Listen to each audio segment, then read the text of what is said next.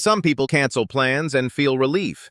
They choose a quiet night at home over going out, and instead of feeling lonely, they feel calm. To others, this looks boring, antisocial, or even unhealthy.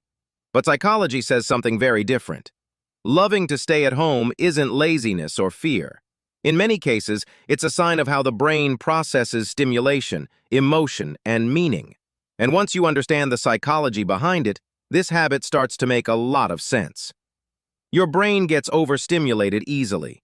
Psychology shows that some brains are more sensitive to noise, crowds, and constant social input. This is linked to higher sensory processing sensitivity. When you go out, your nervous system works overtime. Conversations, lights, expectations, background noise. At home, stimulation drops. Your brain can finally relax instead of staying in alert mode. That relief isn't avoidance, it's regulation. Home gives you control, and control equals safety.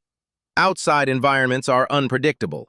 Social rules, timing, impressions, reactions. At home, you control everything: the pace, the silence, the energy. Psychologists explain that the brain associates control with safety. When you feel safe, your stress hormones drop. That's why staying home feels comforting, not restrictive. It's your nervous system choosing stability over chaos. You recharge internally, not socially. Not everyone gains energy from being around people. Some people lose it. This isn't shyness, it's introverted energy processing. Your brain recharges through solitude, reflection, and low stimulation. Socializing interrupts your mental flow instead of fueling it. Staying home lets your mind reset naturally, without forcing interaction that drains you instead of fulfilling you. Your inner world is more stimulating than the outside world. Psychology links deep thinking, imagination, and self-reflection with a preference for solitude. When your inner world is rich, external entertainment becomes optional, not necessary. Staying home gives space for thinking, learning, creating, or simply existing without distraction.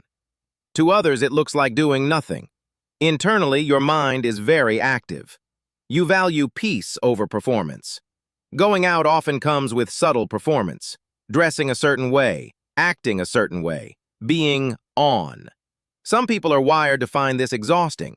Psychology shows that people who value authenticity over approval avoid environments that require constant self-monitoring.